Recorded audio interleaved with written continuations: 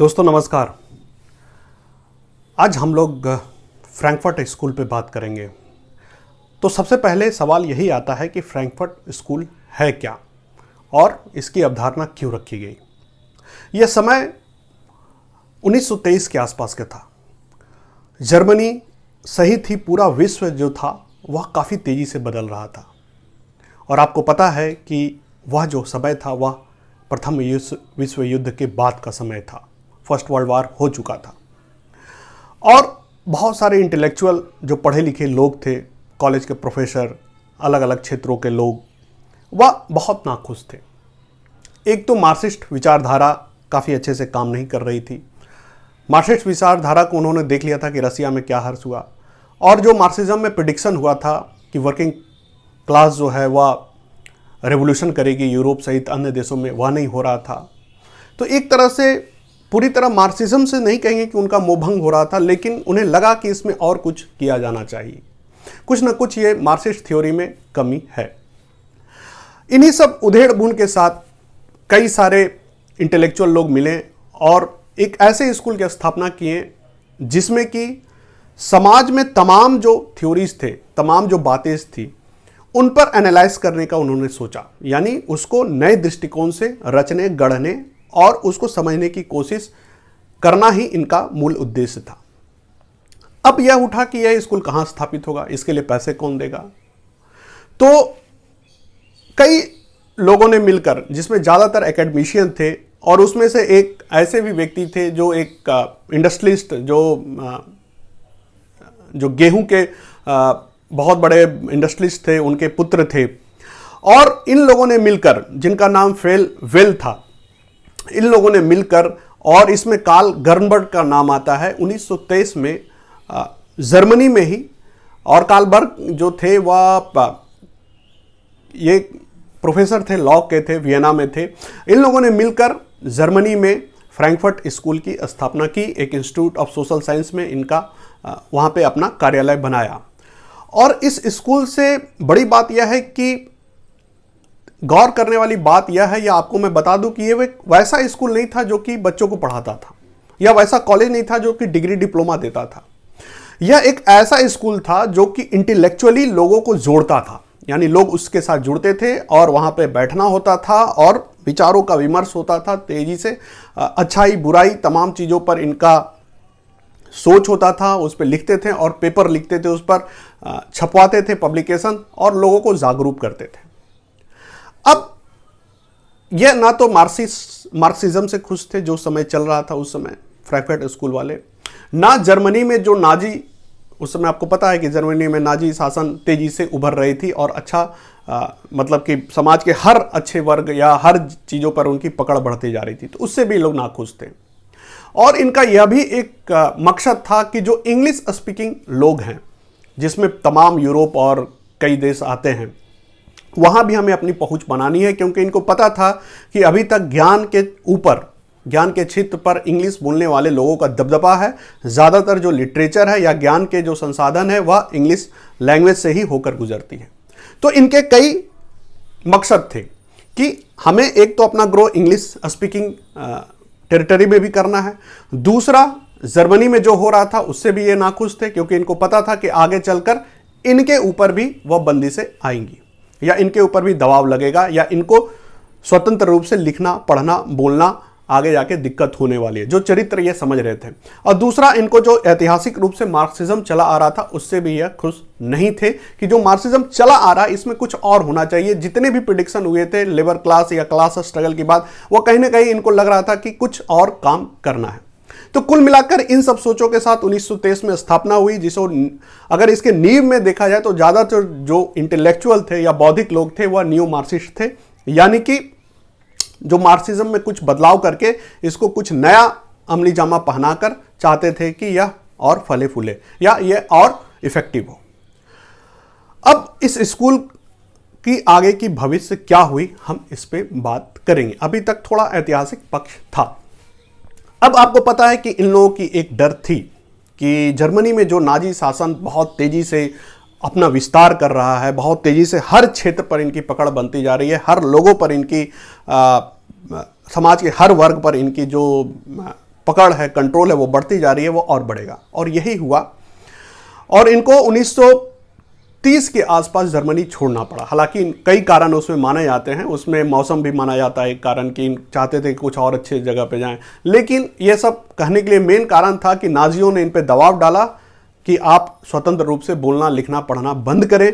और जाहिर सी बात है, ये इंटेलेक्चुअल लोग थे तो ये रुक नहीं सकते थे। और आपको पता था कि उस समय एक तरफ जर्मनी था और दूसरी तरफ अमेरिका था, जो कि बाद में द्वितीय विश्व युद्ध में आप लोगों ने देखा, सेकेंड वर्ल्ड वॉर में जर्मनी और अमेरिका दो ध्रुव थे।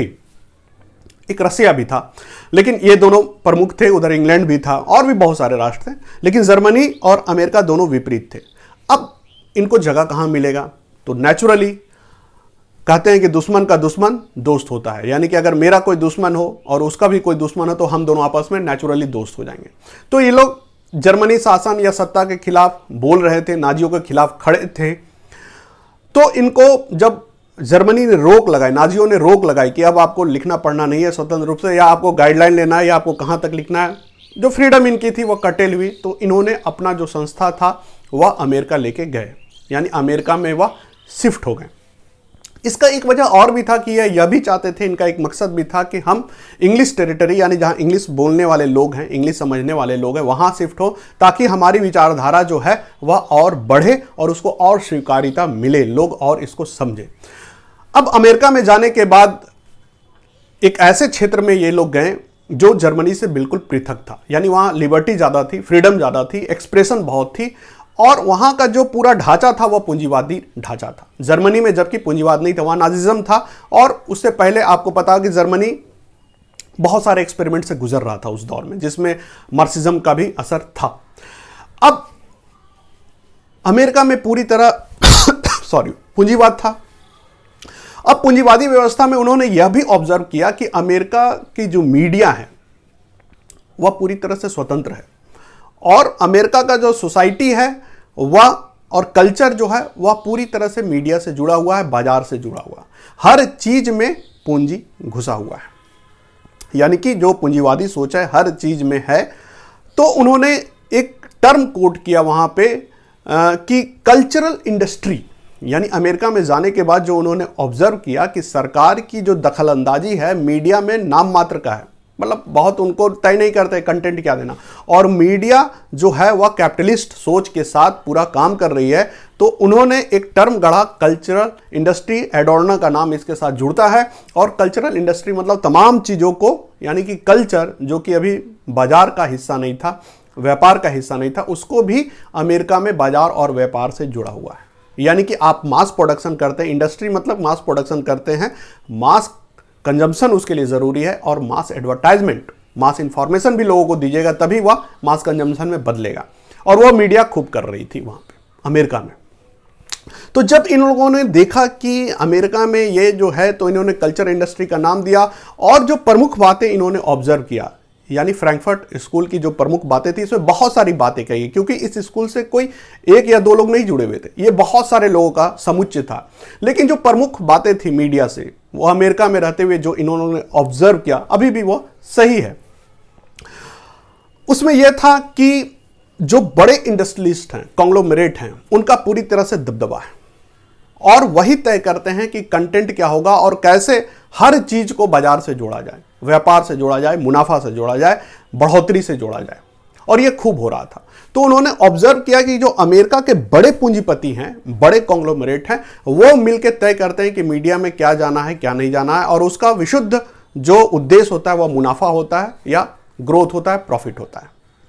दूसरा ऑब्जर्वेशन इन लोगों ने वहां यह किया कल्चरल इंडस्ट्री के तहत कि आम आदमी को वह अधिकार नहीं है, वह स्वतंत्रता नहीं है, या वह सक्षम नहीं है, स्वतंत्रता है भी थोड़ा बहुत, तो सक्षम नहीं है इन बिग कॉन्ग्लोमरेट के सामने, बड़े पूंजीपतियों के सामने, कि वह अपनी बात को लाखों लोगों तक पहुंचा सके या अपनी धमक को दिखा सके, अपनी उपस्थिति को दर्ज कर सके। इसलिए आम आदमी बिल्कुल कंज्यूमर की तरह है, वह उपभोग करता है, वह एक कंज्यूमर मात्र है। और ये बड़े पूंजीपति जो हैं वह आम आदमी को कंज्यूमर बना रहे हैं, मीडिया को यूज करके। मीडिया और समाज के हर अवयव को, समाज के हर, जिसमें कल्चर है, रिलीजन है, तमाम चीज़ों को यूज करके इन लोग उसको कंज्यूमर बना रहे हैं। तीसरा जो बहुत बड़ा ऑब्जर्वेशन था इन लोगों का अमेरिका में रहते हुए मीडिया से संबंधित, वह यह था कि जो तमाम विधाएं हैं जिसमें संगीत है, फिल्म है, नाटक है, साहित्य है, जो मास मीडिया के तमाम हथियार हैं या तमाम टूल्स हैं, उन सारों का उपयोग इंडस्ट्रियलिस्ट जो हैं वो अपने हित के लिए कर रहे हैं। यानी वो बाजार से जुड़ा हुआ है, कंज्यूमर कल्चर से वह जुड़ा हुआ है। तो मास कम्युनिकेशन के तमाम जो चीज़ें थी वह कल्चरल इंडस्ट्री का पार्ट हो चुकी थी। तो ये कुछ चीज़ें थी वह मीडिया से जुड़ी हुई थी। इसके अलावा भी उन लोगों ने बहुत कुछ ऑब्जर्व किया। लड़ाई में प्रोपेगेंडा कैसे होता है उस पर भी कहा है, और भी बहुत चीज़ इन्होंने कहा। अगले वीडियो में हम कोशिश करेंगे कि इसके अलावा और क्या क्या है उसको लेने के लिए। मुझे लगता है कि इस पर्टिकुलर प्रेजेंटेशन इस वीडियो के लिए इतना काफ़ी है। और अगर आपको और क्या क्या जानना है, ये भी अगर आपको लगे कि ये भी पता होना चाहिए, तो आप अगर कमेंट करेंगे तो मैं इस पर भी प्रेजेंटेशन बनाऊंगा। और वीडियो अच्छी लगी तो लाइक ज़रूर करिएगा। अभी के लिए इतना ही, फिर मिलते हैं इसी तरह से। धन्यवाद।